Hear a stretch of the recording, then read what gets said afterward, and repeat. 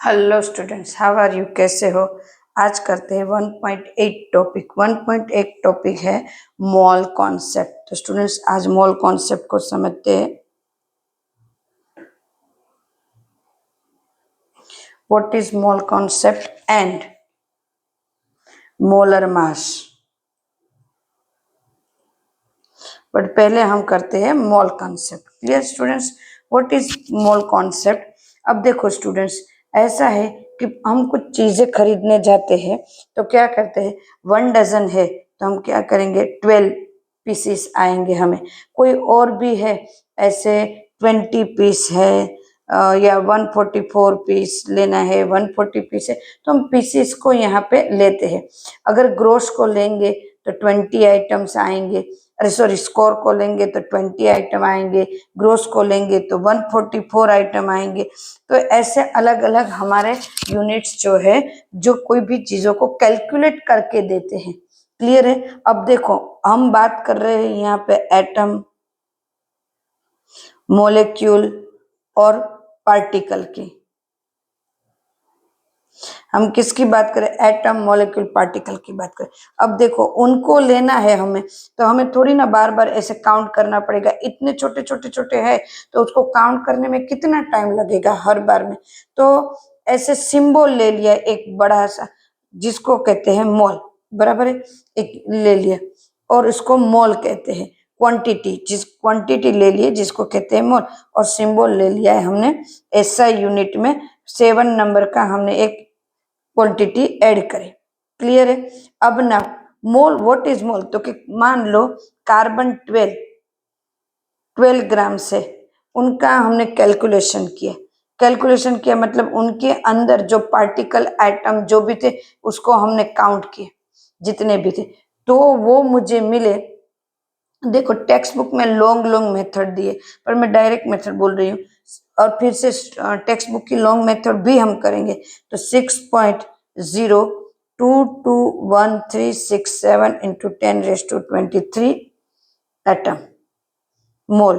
पर उन्होंने ये कैलकुलेट कैसे किया? तो कि देखो 12 ग्राम कार्बन है और उनके अंदर एटम मॉलिक्यूल्स जो है उनका वजन कितना है, 12 ग्राम में अंदर है एक एक एटम मॉलिक्यूल, तो उनका वजन मिला उसको 1.992648 इंटू 10⁻23 ग्राम, बराबर है।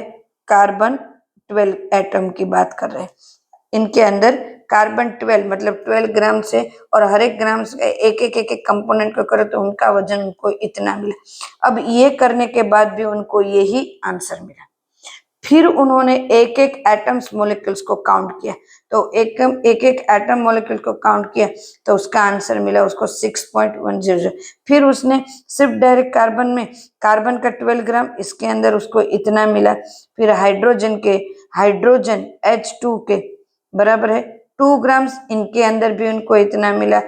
और ऑक्सीजन 16 ग्राम, मैंने 6O लिखा, O2 नहीं लिखा, तो उनके अंदर भी उसको ये 6.0221, तो उनको इन्होंने बोल दिया 1 मोल।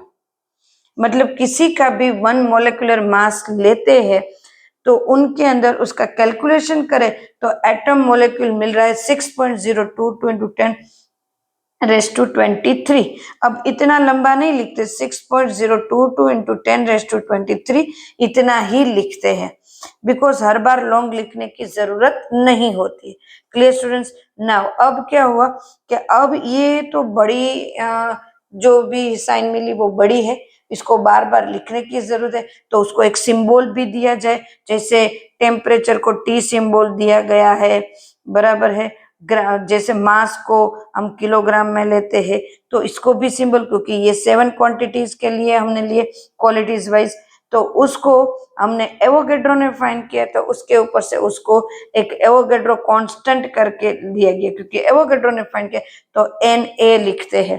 तो Na मतलब क्या होता है उसका मीन्स मोल। Clear students? तो ये कार्बन 12 के ऊपर से लिया गया है, कार्बन 12 के ऊपर से लिया गया है, इसीलिए इसको पहले कार्बन 12 का फाइंड करेगा, फिर हर एक का फाइंड किया। तो नाउ अब क्या मिला? तो कि 1 मोल, मोल मतलब क्या हुआ? H2, उसके अंदर 2 ग्राम्स, 1 मोल O2 मतलब O 16 into 32 ग्राम्स। 1 मोल N2, मोल की बात कर रही हूँ तो 28 ग्राम्स, डबल है ना नाइट्रोजन का, नाइट्रोजन 14 है, तो सबके अंदर 6.022 into 10⁻23 एटम मोलिक्यूल्स मिले। कैलकुलेट करने के बाद, हर बार कैलकुलेट नहीं करेंगे बट फिर भी मिले। फिर NaCl लिए तो NaCl का क्या है 58.5, तो उनके अंदर फिर 6.22 into 10⁻23 एटम मोलिक्यूल मिले। मतलब हर एक के अंदर उसको इतने ही एटम मोलिक्यूल्स मिले, जितने मिलने चाहिए उतने ही मिले। तो उसको फिर इसको एक परमानेंट ऐसा नाम दे दिया, हर एक का मोल लिया है तो इसको दे दिया molar mass. 1 molar is equal to 1 mole, molar mass equal to 1 mole. जैसे H2O है तो H2O का मोलर मास क्या है 18.02, ऐसे ले सकते, परफेक्ट लेना है तो मोलर मास बराबर है। तो ये मोलर मास 1 मोल H2, 1 मोल O2, 1 मोल नाइट्रोजन, तो इनका उनको एटम्स मोलिक्यूल्स इतने ही हर बार मिले तो उनको दे दिया मोलर मास, और 1 मोल इसको कहते हैं। क्लियर? तो 1 मोल की वैल्यू लिखने के लिए हमें बोलेंगे कि 1 mole equal to 6.022 into 10⁻23 atoms molecule, जो भी हमें पूछा गया है वो ये। क्लियर है स्टूडेंट्स? तो इस तरह से मोल कॉन्सेप्ट है माइंड में आया, और जैसे ही मोल कॉन्सेप्ट माइंड में आया तो कैलकुलेशन बहुत ही इजी हो गई। आप सोचो स्टूडेंट, हर बार कैलकुलेट करना पड़े, ये एक आप जाते हो शुगर लेने, 5 kg शुगर लिया आपने, अब देखो 5 शुगर में शुगर के कंपोनेंट मतलब कितने हैं, ये आप एक कंपोनेंट को करोगे तो कितना टाइम लगेगा। तो हर एक को थोड़ी ना ऐसे कैलकुलेट किया जाएगा नंबर वाइज 1 2 3 4 5 ऐसे, इसीलिए कुछ ऐसे जो कॉमन थे उनके कैलकुलेट किए और उनके ऊपर से एक कॉमन दे दिया। क्लियर है? बट कॉमन जो दिया है वो परफेक्ट ही आ रहा है, कॉमन जो दिया है वो एकदम से परफेक्ट आ रहा है, तो इसको इसने मोल कॉन्सेप्ट ऐसे नाम दे दिए। Clear students? The mass of 1 mole of substance in gram is called mole concept, molar mass. Clear students? तो व्हाट ये मोलर मास था। नाउ नेक्स्ट टॉपिक है हमारा 1.9 परसेंटेज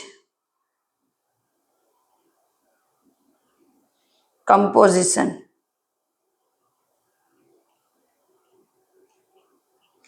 परसेंटेज कंपोजिशन की हम बात करें, मतलब क्या कह रहे, मतलब ये कह रहे कि मान लो मैंने H2O लिया है, तो H2O में हाइड्रोजन के कितने परसेंटेज होंगे और ऑक्सीजन के कितने परसेंटेज होंगे। अब आप बोलोगे मैम हाइड्रोजन 2 ग्राम है और ये 16 ग्राम है और टोटल है वो 18 ग्राम है। हाँ, ग्राम की तो ठीक है बराबर है, पर परसेंटेज कितने हैं, हाइड्रोजन कितने परसेंटेज वर्क करता है और ऑक्सीजन कितने परसेंटेज है। जैसे आपके कोई रिजल्ट आ रहा है तो आपको टोटल रिजल्ट आया है 70%, बट उसमें मैथ्स के, साइंस के, इंग्लिश के, एसएस के से मार्क्स होते हैं 10th में जो रिजल्ट, तो उनके परसेंटेज कितने, मतलब 100 में से वो अगर 50 आए हैं तो क्या कहेंगे, मैथ्स के 50% मार्क्स आए हैं, इसके 60 आए तो 60% आए हैं, तो दिस इज परसेंटेज जो हमें 100 में से लेते हैं। तो यहाँ पे भी हम एग्जाम्पल लेते हैं H2O का परसेंटेज, बट परसेंटेज निकालने के लिए बराबर है सबसे पहले हमें फॉर्मूला भी पता होना चाहिए और साथ साथ में इसका मोलिकुलर मास। तो मोलिकुलर मास ऑफ H2O क्या निकालेंगे हम, number of hydrogen multiply atomic mass of hydrogen plus number of oxygen multiply atomic mass of oxygen. So number of hydrogen 2 multiply 1, क्योंकि H इक्वल टू 1 है और O equal to 2 है, plus यहाँ 1 multiply 16, सो 2 + 16 = 18 AMU या तो U। Clear है? तो ये मिल गए मुझे। अब नाउ उसके परसेंटेज की बात करें तो हम परसेंटेज अगर फाइंड करने हैं, देखो percentage of hydrogen H equal to क्या लिखेंगे, mass of element compound, mass of element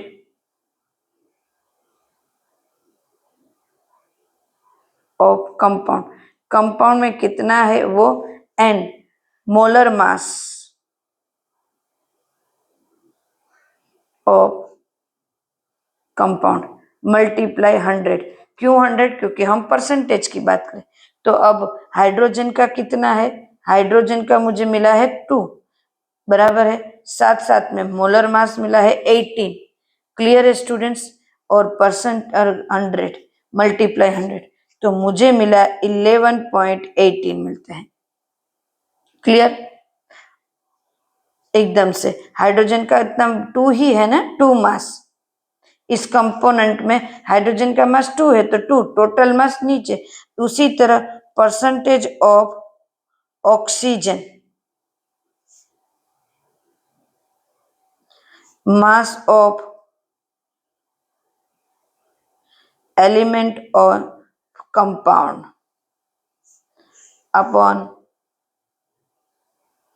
molar mass of compound multiply 100, 16/18 multiply 100 equal to 88.79। तो this is H2 percentage and O percentage. ये मेथड अगर हमें नहीं करनी है, ये दोनों का टोटल परसेंटेज कितने होने चाहिए, यहाँ पे जिसके भी काउंट करो परसेंटेज 100 ही होने चाहिए। तो अब आप देखो यहाँ पे कैलकुलेट करके मैं बताती हूँ, 11.18 एंड 88.79 मतलब कितने होंगे, यहाँ पे 100% होंगे। क्लियर? अब ये मेथड नहीं करनी है सेकंड ये, तो क्या कर सकते हैं, हमें हाइड्रोजन 1 का मिल गया है, तो 1 का मिल गया तो हम क्या कर सकते हैं, O percentage of oxygen equal to 100 minus percentage of H2, तो वो भी आंसर आ जाएगा 100 माइनस 11.18 सो 88.79। क्लियर? तो ये भी कर सकते हैं सेकंड। अगर ये लंबी मेथड नहीं करनी है तो ऐसे माइनस करके भी ऐसे कैलकुलेट हम कर सकते हैं स्टूडेंट्स। तो दोनों वे में हम इजीली उसको कर पाएंगे। तो परसेंटेज वाले जो एग्जाम्पल है वो क्वेश्चन में एग्जाम में पूछते हैं ये सब क्वेश्चन। और भी एक एग्जाम्पल दिया है इथेनॉल, वो मैं आपको होमवर्क में दे रही हूँ क्योंकि एक कर लिया है तो बाकी के भी सब हो जाएंगे स्टूडेंट्स, तो इसको आप ध्यान से करो। Clear students? नाउ अब आएंगे नेक्स्ट टॉपिक।